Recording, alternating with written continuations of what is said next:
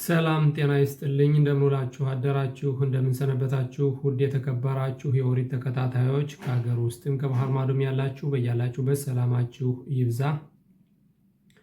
ዕለቱ ዕለተ ሐሙስ ሲሆን እንደ ዕብራውያን ዘመን አቆጣጠር ሲቫን በሚባለው ወር 2 ቀን እንገኛለን። ትናንት ሮሽ ሆደሽ ነበር፣ ሆደሽ ቶብ እያልሁኝ ዛሬ ደግሞ የአምላክ ፍቃዱ ቢሆን 2 ነገሮችን ከእናንተ ጋር እንድንማር የማቀርባቸው የትምህርት ገጾች አሉ።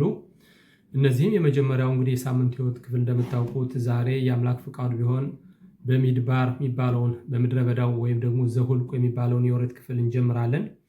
ይህም እንግዲህ የሚነበበው የዛሬ ሳምንት የኦሪት ክፍላችን ዘሁልቁ ምዕራፍ 1 ቁጥር 1 ጀምረን እስከ ምዕራፍ 4 ቁጥር 20 ይነበባል ማለት ነው።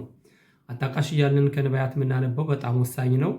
ሆሳዬ ከሚባለው እኔም ትንሽ ቀንጨፍ አድርጌ ለማምጣት ፈልጋለሁ ጊዜው ቢኖረኝ። ሆሳዬ የሚባለው ነቢይ ምዕራፍ 2 ቁጥር 1 ጀምረን እስከ ቁጥር 21 ድረስ ነው የሚነበበው ማለት ነው።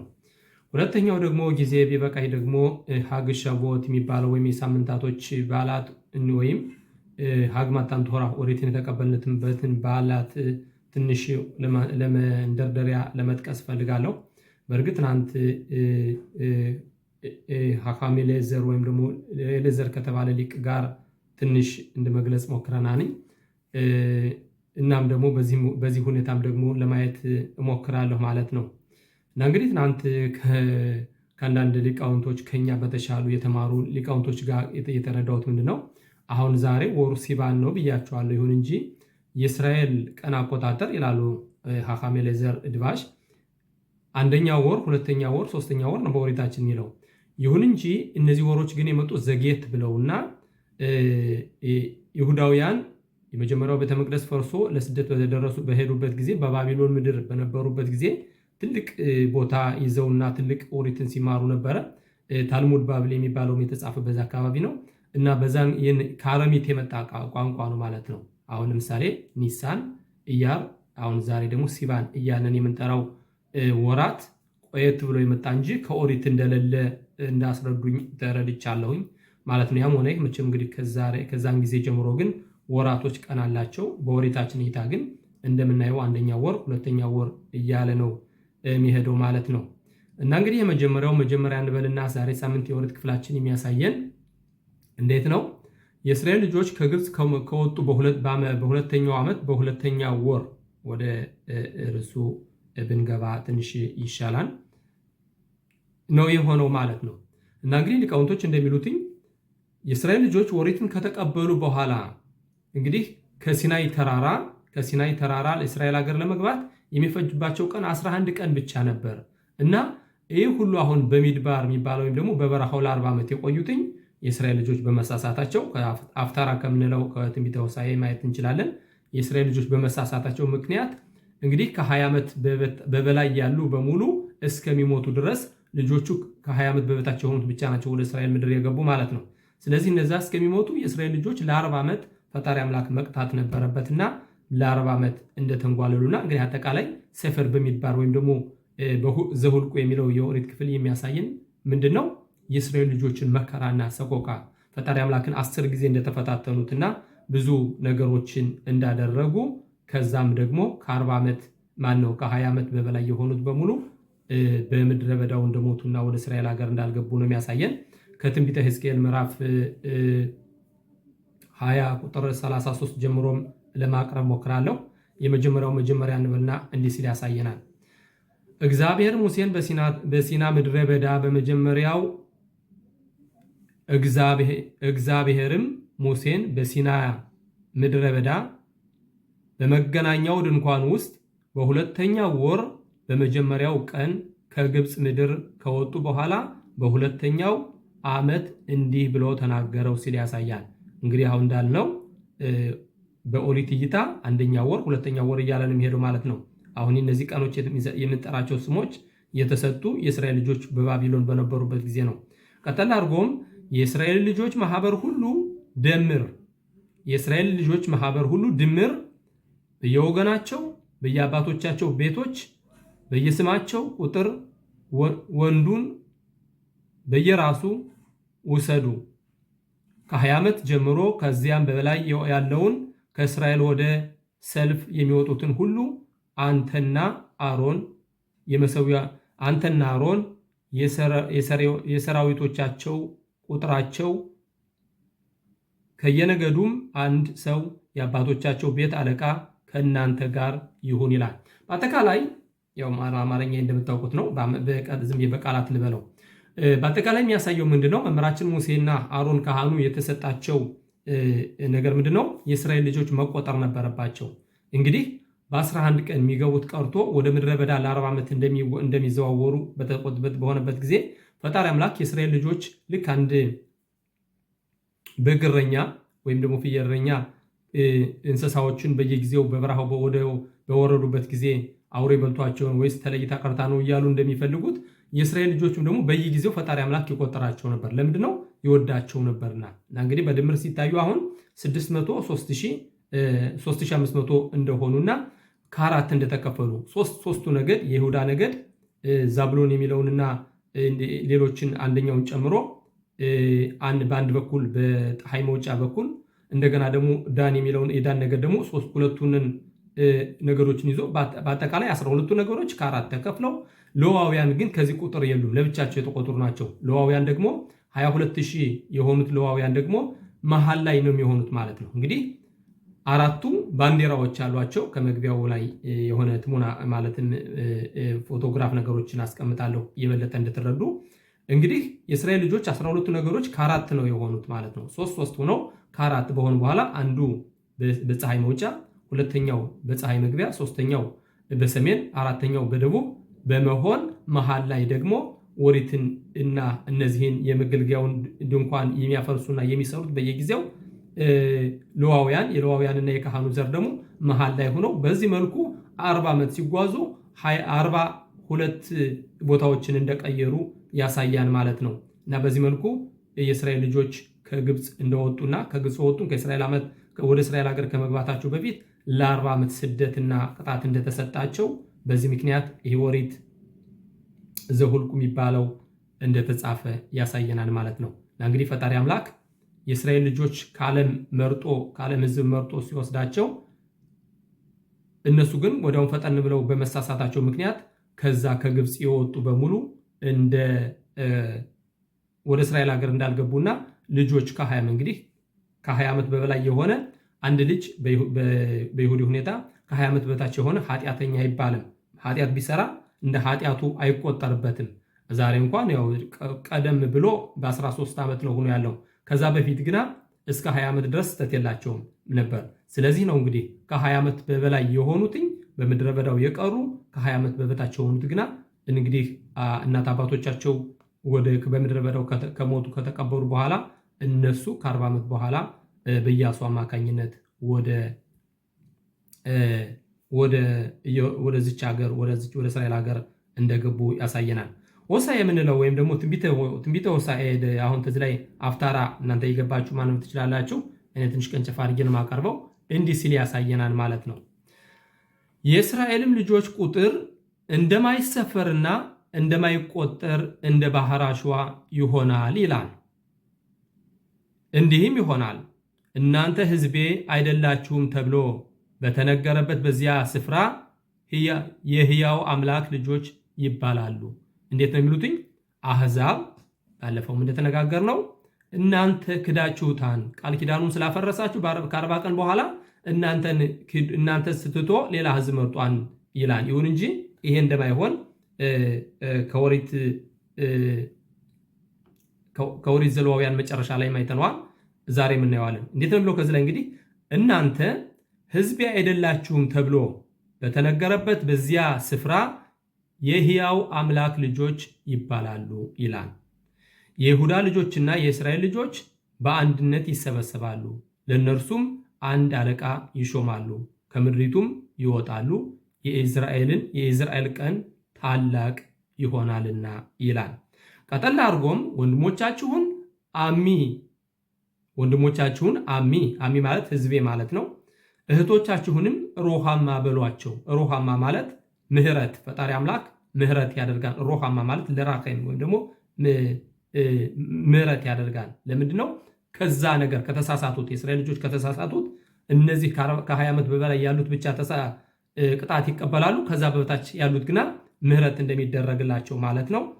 እናታችሁ ሚስቴ አይደለችም እኔም ባሏ አይደለሁምና ተሟገቱ፣ ከእናታችሁ ጋር ተሟገቱ፣ ግልሙትናዋን ከፊቷ ምንዝርናዋንም ከጡቶቿ መካከል ታስወግድ ሲል ይናገራል። ከዚህ ላይ ምን ይላል? እንግዲህ ግልሙትና ማለት የእስራኤል ልጆች ዋና ጋብቻ ሆኗል። ወደ ኋላ የምናየው ነው። 10ቱን ትእዛዛቶች ስንቀበል በዚህ በባሉ ቀን የሆነው እናያለን። በዛን ጊዜ ድል ያለ ሰርጋቸው ነበር። ፈጣሪ አምላክ ከ2000 ዓለም ከተፈጠረች ከ2448 ዓመት በኋላ ከሰው ልጆች ጋር እንደገና ዳግመኛ ሲገናኝ ያን በመሰለ ሁኔታ ነበር ሰርጉ የሆነው። ከእስራኤል ልጆች ጋር ቃል ኪዳን የታሰረው ያን ቃል ኪዳን ከ40 ዓመት በኋላ ሲፈርስ ግን ምንድነው? አንዲት ሴት ትዳራለች። በጫጉላዋ ቀን ከሌላ ወንድ ጋር ትወጣለች። ይሄ ነው የሆነው። ይሄ ቢሆንበት ግን ሮሃማ ይሄ ቢሆንም ግን ምሬያቸዋለሁ። ምክንያቱም የአባቶቻችሁን የአብርሃምን የይስሐቅን ቃል ኪዳን ስለማስታውስ እንደገና ምራቸዋለሁ። ቢሆንም ግን እኔ የምምረውን እምራለሁ፣ ይህም አልምረውንም አልምርም። ማለትም እነዛ ይሄንን ታምር ሁሉ ያዩ ይህ ሁሉ አይተው የተፈታተኑኝ ወደ እስራኤል ሀገር አይገቡም፣ ልጆች ግን ይገባሉ ሲል ያሳያል። ይህን ካለ ከወቀሰ በኋላ ወደ መጨረሻው ግን የዘላለም ቃል ኪዳኔን አስራለሁ ይላል። ወደ ከቁጥር 18 ጀምሮ ስናየው ይሁን እንጂ ሆሳዕ ምንድን ያለው ከዚህ ላይ ከሌላ ቦታ ነው። ይሄው ነቢይ ምን ብሎ ነው የተናገረ? አምላኬ ሆይ ተዋቸውን፣ ሌላ ህዝብ ምረጥ። ሌሎቹ እንደሚሉት ማለት ነው። ሌላ ህዝብ ምረጥ። እነሱ ከአንዴ 2 ጊዜ አስቆጥተዋል። እነሱን ስትተህ ሌላ ህዝብ ምረጥ አለ። ከዛም በኋላ ሆሳዕን ፈጣሪ አምላክ ምን ብሎ ነው ያዘዘው? ሂድና አንዲት ሴትን የማዘዝ ሴት አለች ታገባታለህ አሉ። ያቺ ሴት እንግዲህ እንደምታውቁት ወገኖቼ ዛሬ ዝሙት ወይም ደግሞ በዝሙትና የምትተዳደር ነች። ያችን ዝሙት አገባ። የፈጣሪ አምላክ ትእዛዝ ነውና ነቢይ ነውና ከፈጣሪ ጋር ቃል በቃል የሚነጋገር ነቢይ ነው። የታዘዘውን አደረገ እና ከዛም በኋላ ከሷ ልጆችን ወለደ። ከዛ ብዙ ልጆችን ከወለደ በኋላ ፈጣሪ አምላክ ምንድን ያለው? ፍታት አለው። ፍታትና አባረር ስደዳት አለው። አሁን ሆሳዕ ምንድን ያለው? አምላኬ እንዴት ልጆች እኮ አሉኝ፣ ልጆች እኮ አሉኝ እንዴት አድርጌ በማለት አለ። እኔም እንግዲያውስ እንደዛው ነው። እኔም ደግሞ ልጆች ናቸው። አንተ አሁን እንደምትለው እነሱንን አባራቸውና ሌላ ህዝብ የሚታዘዝ ህዝብ ምረጥ ትለኛለህ። ልጆቼን እንዴት አድርጌ እተዋቸዋለሁ በማለት ወደ መጨረሻው ይሄንን እንደ ዝሙተ ሰሪ ወይም ደግሞ ከመንገዱ ፈቀቅ እንዳለች ወይም ደግሞ በጫጉላዋ ቀን ተጮኛዋ ወጥታ ሌላ እንደያዘች የሆነችውን ለዘላለም አስርሻለሁ በቃል ኪዳን እንዳላት ያሳየ ነው። ወደ መጨረሻው ቁጥር 18 ይላል። በዚያ ቀን ይላል ባሌ ብለሽ ትጠሪኛለሽ ይላል። እንግዲህ ባሌ ብለሽ ትጠሪኛለሽ እንጂ ዳግመኛ በዓሌ ብለሽ አትጠሪኝም። እንግዲህ በዛን ቀን ማለት ፈጣሪ አምላክ ከዛ በኋላ ግን በዓል ብለሽ በዓል ማለት ምንድነው? ባዳ አምልኮት አለ። ይህንን የባዳ አምልኮ ትተሽ በዓሌ እኔን ፈጣሪ አምላክን እንደ ባሌ አርገሽ ትጠሪኛለሽ። እንዴት ነው? በዚያን ቀን በዓሌ ብለሽ ትጠሪኛለሽ እንጂ ዳግመኛ በዓሌ ብለሽ አትጠሪኝም። በዓል ማለት ባልና ሚስት ሲሆን በዓል የሚለው ሌላው ቃል ደግሞ የባል የሚባል የባዳ አምልኮት አለ። ከዛ በኋላ በባዳ አምልኮትሽ አታመልኪም፣ እኔን ለዘላለም ታምኛለሽ። ይህ የሆነው መቼ ነው? አሁን ከትንቢተ ሕዝቅኤል እንደምናየው ፈጣሪ አምላክ ዳግመኛ ከዓለም ከበተንን ይሰበስበናል። ከዛም በኋላ ዳግመኛ ቃል ኪዳን ያስተሳስረናል ማለት ነው። ከዛም በኋላ ግን የእስራኤል ልጆች በዓል የሚለውን የተለያየ የባዳ አምልኮት አያመልኩም ማለት ነው። እና ከዚህ እንዴት ነው? በዚያ ቀን በዓሌ ብለሽ ትጠሪኛለሽ እንጂ ዳግመኛ በዓል ብለሽ አትጠሪኝም ይላል እግዚአብሔር። የበዓሊምን ስም ከአፍዋ አስወግዳለሁና በስማቸውም እንግዲህ አይታሰቡምና በዚያም ቀን ከምድር አራዊትና ከሰማይ ወፎች ከመሬትም ተንቀሳቃሾች ጋር ቃል ኪዳን አደርግላቸዋለሁ። ቀስትና ሰልፍንም ከምድሩ እሰብራለሁ። ተከልለውም እንዲኖሩ አስተኛቸዋለሁ። ለዘላለምም ለእኔ እንድትሆኚ አጭሻለሁ። በጽድቅና በፍርድ በምሕረትና በርኅራኄ አጭሻለሁ። ለእኔም እንድትሆኚ በመታመን አጭሻለሁ። አንቺም እግዚአብሔርን ታውቂያለሽ ሲል ይናገራል ማለት ነው። ከዛ በኋላ ግን የሚሆነው ከዛም በኋላ ፈጣሪ አምላክን ታውቂያለሽ፣ የተለያዩ የባዕድ አምልኮትና የጥጃ ምስሎችን ከዛ በኋላ አታመልኪም ሲል ፈጣሪ አምላክ በዚህ በሆሴዕ አማካኝነት የእስራኤል ልጆች ተመለሱ በማለት እንዳዘዘ ያሳያል። እንግዲህ ትንቢተ ሕዝቅኤል የሚለው ምንድነው? ዛሬ ሳምንቱ የወርድ ክፍል በሚድባር ከሚለው ላይ ትንቢተ ሕዝቅኤል ምዕራፍ 20 ቁጥር 32 ጀምሮ ሲያሳየን ምንድነው የሚያሳየን? ለእናንተም ይላል እንደ አሕዛብና እንደ ምድር ወገኖች ለእናንተም እንደ አሕዛብና እንደ ምድር ወገኖች እንሆናለን፣ እንጨትና ድንጋይም እናመልካለን የሚል ከልባችሁ የወጣ ሐሳብ አይጸናላችሁም ይለናል። ከልባችሁ የወጣ ሐሳብ አይሳቅ ማለትም አይፈጸምላችሁም። እኔ ሕያው ነኝና በበረታች እጅና በተዘረጋች ክንድ በፈሰሰች መዓት እነግስባችኋለሁ ይላል ጌታ እግዚአብሔር።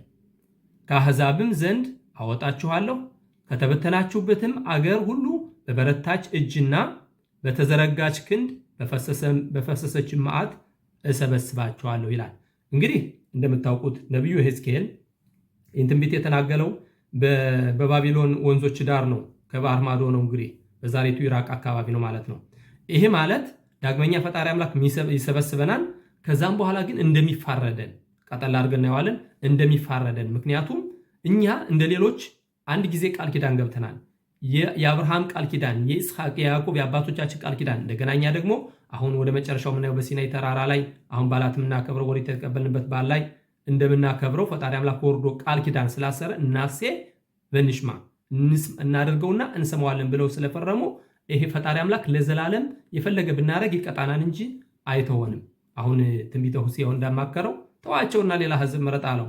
ይሁን እንጂ ይሄን ምሳሌ እችንን ዝሙተኛ አግብቶ ልጅ እንዲወልድና ፍታት እንዳለው አንተ ዝሙተኛይቱን ነው ላለመፍታት የጨነቀ እኔ እንዴት አባቶቻቸው ጋር የገባሉትን ቃል ኪዳን እንዴት ተዋለሁ? ቢያጠፉ እቀጣቸዋለሁ፣ ወደ ዓለም እበትናቸዋለሁ፣ ከዛም እሰበስባቸዋለሁ። ከዚህ ላይ ምንድነው አሁን የሚለው የሚያሳየን ወደ ቁጥር 34 ከአሕዛብም ዘንድ አወጣችኋለሁ፣ ከተበተናችሁባትም አገር ሁሉ በበረታች እጅና በተዘረጋች ክንድ በፈሰሰ መዓት እሰበስባችኋለሁ፣ ወደ አሕዛብም ምድረ በዳ አመጣችኋለሁ። እንግዲህ አሁን ዛሬ በሚድባር ነው የሚለው የሳምንቱ የወርድ ክፍላችን። እንዴት ነው የሚለው? ወደ አሕዛብ ምድረ በዳ አመጣችኋለሁ፣ በዚያም ፊት ለፊት ከእናንተ ጋር እፋረዳለሁ። በግብፅ ምድረ በዳ ከአባቶቻችሁ ጋር እንደተፋረድሁ እንዲሁ ከእናንተ ጋር እፋረዳለሁ ይላል ጌታ እግዚአብሔር። እንግዲህ የመጀመሪያዎቹ ሲሳሳቱበት፣ የመጀመሪያዎቹ መንገዱ ሲሸሹ እንደተፋረዳቸው እናንተንም እንደገና ካለም ሰበስባቸዋለሁ። አሁን ኑሮ እየሰበሰበ እንዳለው ፈጣሪ አምላክ ካለም ሰበስባቸዋለሁ። ከዛም በኋላ በአሕዛብ ምድረ በዳ አድርጌ የመጀመሪያዎችን አባቶቻችሁ እንደተፋረዱ እፋረዳችኋለሁ። እንዴት ነው የሚለው? አሁን ከዚህ ላይ በግብፅ ምድረ በዳ ከአባቶቻችሁ ጋር እንደተፋረዱ እንዲሁ ከእናንተ ጋር እፋረዳለሁ ይላል ጌታ እግዚአብሔር። ቆጠል አድርጎም ከበትርም በታች አሳልፋችኋለሁ፣ ወደ ቃል ኪዳኔም እስራት አገባችኋለሁ። የራስቲህ ሊለውላም የራስቲህ በዘርግ መሽባት እንዳየነው ለዘላለም እጮኛ ያደርግልሻለሁ። እጮኛ ወገኖቼ እንደምታውቁት እጮኛ በሚኖረን ጊዜ ለእጮኛ የምንሰጠው ፍቅርና ከተጋባንና ያችን ሴት ያችንን እንዴት ነው የማረከችንን ሴት ለኛ ካደረግን በኋላ ግን ከዛም በኋላ ግን የኛ ናት። ሁሉ ጊዜም ብዙ ጊዜና ብዙ ፍቅር ስንሰጥ አይታይም። እጮኛ ግን ሁል ጊዜ በጉጉት ነው የምንጠብቃት። ለምን? ያችን ቀን ለማግኘትና የኔ ለማድረግ። ፈጣሪ አምላክ ደግሞ ካገባን ማለትም የእስራኤል ልጆች አጠቃላይ ምሳሌ ነው እንጂ ፈጣሪ አምላክ የሚዳሰስ ነገር አይደለም። የባል ሚስት የሚለውና ልጆች አባት የሚለው ነገር ይሄ የኛ የሰው ልጆች የምንነጋገርበት ቋንቋ ነው ማለት ነው። ያም ሆነ ግን ፈጣሪ አምላክ ግን እጮኛው እንደሚያደርገን ለዘላለም እጮኛዎቹ እንደሚያደርግ ማለት ነው። የታጨነን ለምንድን ነው? እጮኛ ልዩ ፍቅር አላት። ከተዳርነ በኋላ ግና የግላችን ናት፣ የራሳችን ናት። ስለዚህ ብዙም ጊዜና ደንታ አንሰጥም ማለት ነው። ስለዚህ ፈጣሪ አምላክ እጮኛው እንዳደረገ አሁን ከዚህ ምን ይላል? ከብትርም በታች አሳልፋችኋለሁ፣ ወደ ቃል ኪዳኔም እስራት አገባችኋለሁ። ከእናንተም ዘንድ አመፀኞችንና የበደሉኝን እለያለሁ፣ ከኖሩባትም ምድር አወጣችኋለሁ። ወደ እስራኤል ምድር ግን አይገቡም፣ እኔም እግዚአብሔር እንደሆንኩ ታውቃላችሁ ይላል። እንግዲህ ይህን ፍርድ የሚያደርገው ምንድን ነው? ፈጣሪ አምላክ በምድረ በዳ ያወጣና አሁን በመጨረሻው ጊዜ በሚሆነው ያወጣና የእስራኤል ልጆች ይፋረደናል። ከዛን በኋላ ደግሞ በመንገዱ ያለ ሄዱትን ወሪቱን ያልጠበቁትን ይለያቸዋል። ልክ እንደዚህ በምድረ በዳ እንዳደረገው ለአባቶቻችን ከ20 ዓመት በበላይ የሆኑትን እንዳልገቡት በዚህ መልኩ በመንገዱ የሄዱትን ብቻ መርጦ ለሱ ያደርጋል። ይህም ደግሞ በቅርብ ጊዜ እንደሚሆን አንጠራጠርም። እና እንግዲህ ከዚህ በመቀጠል ስለ ሳምንቱ የወረት ክፍል ትንሽ ከዳሰስነን ትንሽ ጊዜዎችን ደግሞ ስለ በዓላቱ እንግዲህ የፈጣሪ አምላክ ፈቃዱ ቢሆን እሁድ ምሽት እናከብረዋለን። ሀግ ሻቦት ወይም ደግሞ ማታን ቶራ ወሪትን የተቀበልንበት በዓል በመጀመሪያ ብዙ ስሞች አሉት። ይሄ ሀግ ሻቦት ማለት 7ቱ ሳምንታቶች ማለት ነው። ይህ 7 ሳምንታት ትናንትናም ገልጸነዋል። ይህ 7 ሳምንታት ምንድን ነው? የእስራኤል ልጆች ከግብፅ ሲወጡ 49 የርኩሰት በሮች ነበሩ ማለት ነው።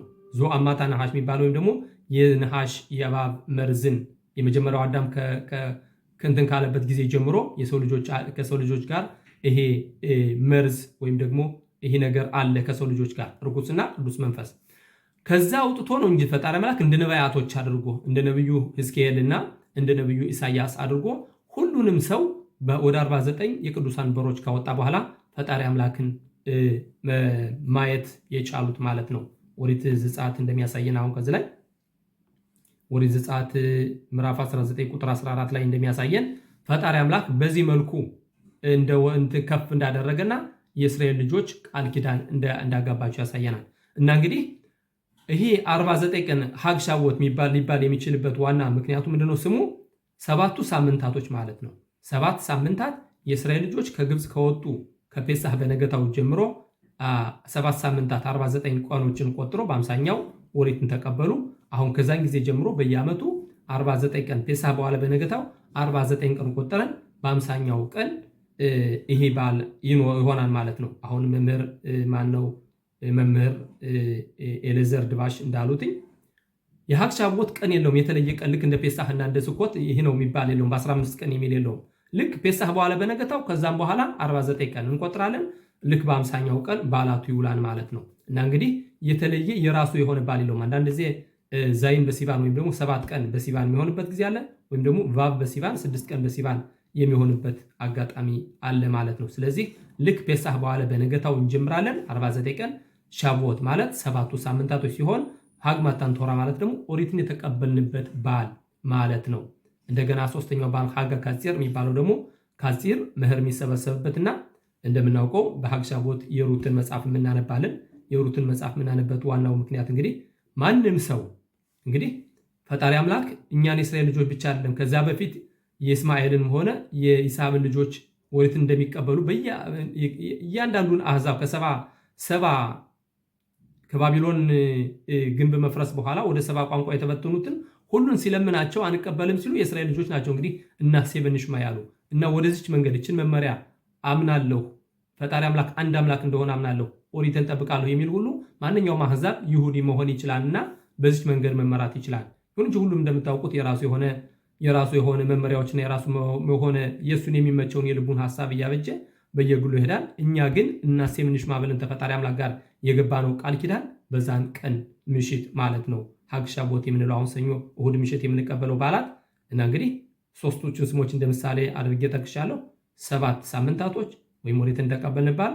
ሶስተኛው ደግሞ ሀጋ ካጺር የሩትን መጽሐፍም የምንዳስስበት ጊዜ ነው ማለት ነው። እና ከዚህ ላይ ኦሪት ዘጸአት ምዕራፍ 19 ቁጥር 14 እንዲህ ሲል ያሳየናል። ሙሴም ከተራራው ወደ ሕዝቡ ወረደ፣ ሕዝቡንም ቀደሰ። መቀደስ የሚባለው ነገር የመጣ እንግዲህ ኦሪትን ባለፈው እንደተማርነው በሚጽወታው በፂባኑ አሸር ኪዲሻኑ እግዚአብሔር አምላክ በትእዛዛቶቹ የቀደሰን የሚለው ከዚህ ላይ ነው እንግዲህ መጣ። ከዛ በፊት የነበሩ አባቶቻችን ገና ባይታዘዙም ኦሪትን ያውቁት ነበርና ይማሩት ነበር። አብርሃም አባታችን፣ ይስሐቅ፣ ያዕቆብ ይማሩት ነበር። ይሁን እንጂ የመቀደሱ ሁኔታ የተሰጠ ግን ኦሪትን ከተሰጠበትና መመሪያው ለሰው ልጆች ከተሰጠ ጊዜ በኋላ ነው። እንዴት ነው የሚለው ከዚህ ላይ ሙሴም ከተራራው ወደ ሕዝቡ ወረደ፣ ሕዝቡንም ቀደሰ፣ ልብሳቸውንም አጠቡ። ሕዝቡንም በሦስተኛው ቀን ተዘጋጁ፣ ለሶስተኛው ቀን ተዘጋጁ፣ ወደ ሴቶቻችሁ አትቅረቡ አለ። እንዲህም ሆነ በሶስተኛው ቀን በማለደ ጊዜ ነጎድጓድና መብረቅ ከባድም ደመና እጅግም የበረታ የቀንደ መለከት ድምፅ በተራራው ላይ ሆነ። በሰፈሩም የነበሩት ሕዝብ ሁሉ ተንቀጠቀጡ ይላል። ሙሴም ሕዝቡን ከእግዚአብሔር ጋር ለማገናኘት ከሰፈር አወጣቸው፣ ከተራራውም እግርጌ ቆሙ። እግዚአብሔርም በእሳት ስለወረደበት የሲና ተራራ ሁሉ ይጨስ ነበር፣ ከእርሱም እንደ እቶን ጭስ ያለ ጭስ ይወጣ ነበር፣ ተራራውም ሁሉ እጅግ ይናወጥ ነበር ይላል። እንግዲህ ምንድነው ያሉት የእስራኤል ልጆች? ቲቡህ የምንለው ነገር አለ ወገኖችን። ቲቡህ ቀጥታ ቲቡህ አይደለም፣ ደላላ እንለዋለን በአማርኛ። ደላላ ምንድነው የሚያደርገው? አንድ ሰውና አንድ ሰው ማገናኘት ማለት ነው። እኛ ደግሞ ቲቡህ አያስፈልገንም፣ ደላላ አያስፈልገንም። በቀጥታ ፈጣሪ አምላክን መስማት እንፈልጋለን። ለምን? በግብፅ ምድር እንደምታውቁት በቅዱስ መንፈስ ይህን የመሰለ ተአምር ማድረግ እንደሚቻለው ደግሞ በርኩስ መንፈስ ማድረግ ይቻላል። ስለዚህ የእስራኤል ልጆች ምንድነው ያሉትኝ? እኛ በፍጹም አንተ ምናልባት በአስማት ልታደርግ ትችላለህ፣ እንደ ሌሎች ግብፃውያን ማለት ነው። ኤረብራብ የተባሉ ድብልቅልቅ ህዝቦች አብረው እንደመጡት እነዚያ ድብልቅልቅ ህዝቦች እንግዲህ አብረው የመጡትኝ በርኩስ መንፈስ ከሚያደርጉት የቅዱስ መንፈሱ ስለበለጠና ሙሴን ተከትለው የመጡ ለዛ ነው። ሲሆን እንጂ የእስራኤል ልጆች ግና ምንም የግብፅ አስማተኞች ተከትለውት ቢመጡ ኤረብራብ የተባሉ ድብልቅልቅ ህዝቦች፣ የእስራኤል ልጆች ግና በፍጹም አናምንም፣ ምናልባት አንተ ይህን ነገር በአስማት ልታደርገው ትችላለህ፣ ስለዚህ እኛ በቀጥታ ፈጣሪ አምላክን መነጋገር አለብን በማለት ሲነግሩ እንግዲያውስ ለ3 ቀን ንጹህና በዚህ መልኩ ከፈጣሪ አምላክ ጋር አገናኛቸዋለሁ በማለት ፈጣሪ አምላክ በነጎድጓድ እንደመጣ እና ስለዚህ አሁን እሁድ ምሽት ስንማር ነው የምናድረው። ለምንድን ነው ይሄ ነጎድጓድና ቀንደ መለከት የሆነው? ለምንድን ነው የሁሉ ነጎድጓድ ፈጣሪ አምላክ ማድረግ ለምን አስፈለገው ብለን ስንል በዛን ጊዜ ይህን አድርጎ ከተራራው ጌርጌ ሲያስተኝ እንዲህ ሲላቸው ማለት ፈሩ፣ ተንቀጠቀጡ። ስለዚህም እንቅልፍም ይዟቸው ነበር ይላል። ከዛ እንቅልፍ ለማንቃትና እንቅልፍ ሳይሆን በእውነት የዛን ጊዜ ፈጣሪ አምላክ በሲናይ ተራራ በወረደበት ጊዜ የሁሉም ነፍስ ፓርካ ንሽማታም ወይም ደግሞ ነፍሳቸው ስጋቸውን ጥላ ወጣች። በዛን ጊዜ እንደገና ፈጣሪ አምላክ ለሐዮት ታሜቴም ወይ ደግሞ ሙታንን ዳግመኛ ሙታንን ማስነሳት ማለት ነው። የሁሉንም ነፍስ መለሰና ሁለቱን ትእዛዛት ሲናገራቸው ምን ያሉ መምህራችን ሙሴን በቃ አድለካል፣ ከዚህ በኋላ ይበቃናል፣ እንግዲህ አንተ ስማና አንተ ምትለንን እንቀበላለን፣ ከእንግዲህ በኋላ ፈጣሪ አምላክ አያናግረን፣ ምክንያቱም እንዳንሞት እንፈራለንና በማለት ሁለቱን ትእዛዝ ከተሰሙ በኋላ ከዛም በኋላ እንዲህ ነው የሚሉ በፈጣሪ አምላክ በእግዚአብሔርም በባሪያውም በሙሴ ማመኑ። ከዛም በኋላ መምህራችን ሙሴ በአስማት እንደማያደርገውና ፈጣሪ አምላክ እንደሚያዝዘው ከዛን ጊዜ በኋላ የእስራኤል ልጆች በአንድ ልባቸው እናሴብ እንሽማ በማለት ይህን ትእዛዝ እንደተቀበሉ ያሳየናል ማለት ነው። እና እንግዲህ የኛ ኦሪታችን መመሪያችን እንደምናየው እንደ ማንኞችም አንድ ሰው መጥቶ መመሪያ ተቀበሉ ማለት ሳይሆን ፈጣሪ አምላክ እሱ ራሱ በዳመና አምድና በቀንደ መለከት በነጎድጓድ ወርዶ ነው ለእስራኤል ልጆች ይሄንን ትእዛዝ የሰጠ ማለት ነው። ይህም የሆነው እንግዲህ ወደ ኦሪት ዘዳግም ምዕራፍ 4 ቁጥር 4 እንዲህ ሲል ያሳየናል። እናንተ ግን አምላካችሁን እግዚአብሔርን የተከተላችሁ እስከ ዛሬ ድረስ ሁላችሁ በሕይወት ትኖራላችሁ ይላል። እንግዲህ መንገድ ከተከተልን በሕይወት እንኖራለን። በሕይወት መኖር ከዚህ በፊትም ተናግሬያለሁ። በሕይወት መኖር ማለት በዚህ በስጋ ዕድሜ የኖርነውን ኑሮ አይደለም። ነፍሳችን የፈጣሪ አምላክ ክፋያ ነች፣ ተመልሳ ወደ ከፍታው ትሄዳለች።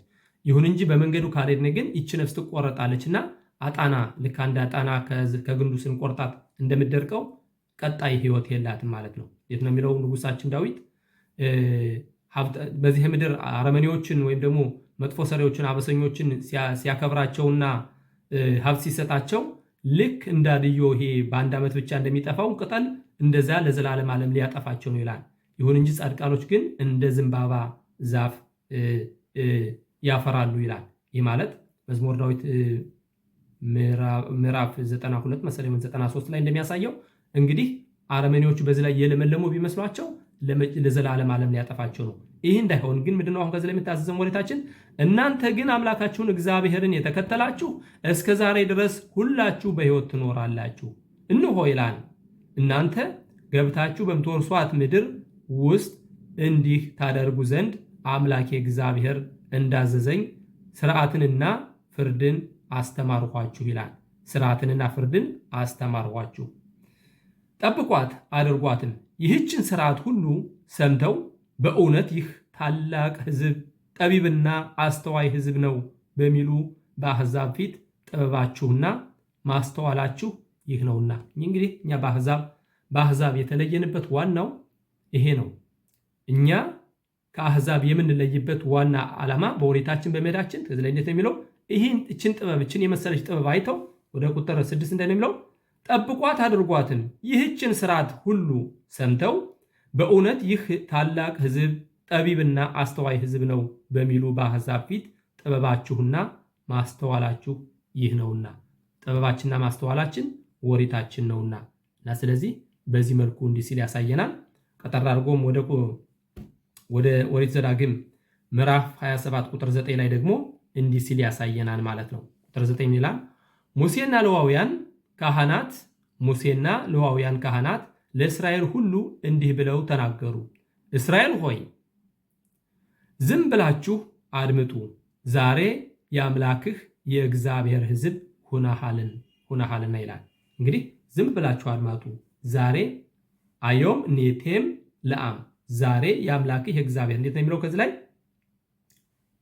ሙሴና ሌዋውያን ካህናት ለእስራኤል ሁሉ እንዲህ ብለው ተናገሩ።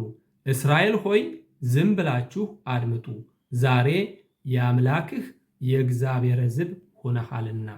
የአምላክህ የእግዚአብሔር ሕዝብ ሆነሃል። ይህ ነው እንግዲህ ከዓለም ሕዝቦች የመመረጣችንና ከዓለም ሕዝቦች የተለየን ቅዱሳን ሊለን የቻለ ፈጣሪ አምላክ እችን ቅዱስ ኦሪቱን ስለሰጠ ለሰው ልጆችና መመሪያውን ስለሰጠ በዚህ መልኩ። ሌላው ደግሞ ከኦሪት ከፓርሻተ ሸዋ እንደተማርነውና ካፍታራ ከሆሴዕ እንዳየነው የእስራኤል ልጆች ለዘላለም ዓለም ቢያጠፉም ለዘላለም ዓለም ይቀጣሉ እንጂ እንደማይተዋቸው ፈጣሪ አምላክ ቃል ኪዳን ገብቶልናል ማለት ነው። ይህን ይመስላል ወገኖቼ የሳምንት የኦሪት ክፍላችን።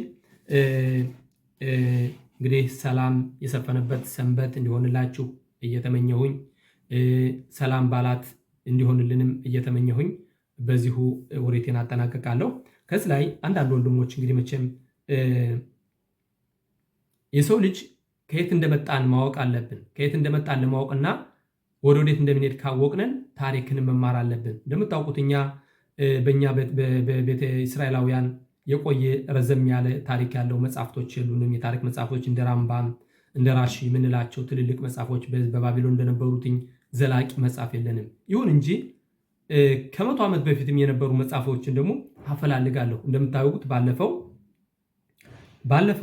ባለፉት ጊዜ በፑሪም ጊዜ እንደምታስታውሱት የቄስ አዳነ ትኩየን መጽሐፍ እንዴት አፈላልጌ ከየትም ብዬ ከልጅቱ አግኝቼ ገዝቼ እንዲሁም እንማረዋለን ብዬ ነበር፣ አልተማርነውም። ዛሬ ደግሞ አንድ መጽሐፍ አገኘው። ይህም እንደምታውቋቸው አቶ ዮና ቦጋለ ለእስራኤል ልጆች ብዙ ያደረጉና ለእስራኤል ልጆች ወደዚህ መግባት ብዙ ጥረት ያደረጉ ከዘካርያስ ዘውዱ ዮና በልጃቸው መሰለኝ የታተመው ይህ መጽሐፍ እንደምታዩት በልቪንስኪ ጎዳና ናሆም ሪከርድ በሚባለው ይገኛል። ወገኖች ታሪክን መማር ካስፈለገ እንደዚህ እንግዲህ እንዳልኋችሁ የ1000 ዓመት ዕድሜ ያለው መጽሐፍ የለንም። ይሁን እንጂ የ100 ዓመት ዕድሜ ያላቸው መጽሐፍ እንደዚህ የመሳሰሉትን መጽሐፍቶችም ደግሞ እያመጣንን ማንነታችን ከየት እንደመጣን እኛ ማንን ወደ ወዴት ስንሄዳለን የሚለውንም መማር የሚፈልግ ታሪክን የሚፈልግ በሆኑ ይህ መጽሐፍ ይገልጻል። አጠቃላይ ይህ መጽሐፍ ወደ 452 ገጾች ያሉት መጽሐፎች ናቸው። በአቶ ዘውዱ ዮና የተጻፈ ነው እና ይሄ ብዙ ታሪክ አለ። ይሄንን ልቪንስኪ ጎዳና ናሆም ሪከርድ ከሚባለው ማግኘት ትችላላችሁ። ይህን ይመስላል ወገኖቼ። ሰላም የሰፈነበት ሰንበት ይሁንላችሁ፣ ይሁንልን። የቸር ዓመት በዓል ያደርግልን። እንግዲህ ይቺ ቀን ልክ እንደዛችው ጊዜ ነች። በዓላት የምናከብረው አሁን ለምንድን ነው? ያቺ ቀን ለእስራኤል ልጆች በዛን ጊዜ ፈጣሪ አምላክ የወረደባት ቀን የሽሎ ሼፋ ማለት የዛን ቀን ብዙ ኦሪቶች ወደ ምድር ዓለም ይወርዳሉ። በዛን ጊዜ ሌቱን ሁሉ ስንማር የምናድረው ያንንን ሼፋ ወይም ደግሞ ያንንን በረከት ለመቀበል ነው እና በዛን ቀን ምሽት ስንማር እናዳለን። የቸር ዓመት በዓል ያደርግልን። በቅርብ ጊዜ መሲሐችን መጥቶ ቤተ መቅደሱ ተሰርቶ ለማየት ያብቃን እላለሁ ወገኖቼ። አስተያየታችሁ ለማይለየኝና እንዲሁም ደግሞ ላይክ እያደረጋችሁ ሌላ ወገኖችን ለምታሳትፉ ክብር ያድልልኝ። የፈጣሪ አምላክ በረከት አይለያችሁ እያልሁኝ ሰላም የምላችሁ ወንድማችሁ ጋሻ ወርቁ ነኝ ከሁሎን። ሰላም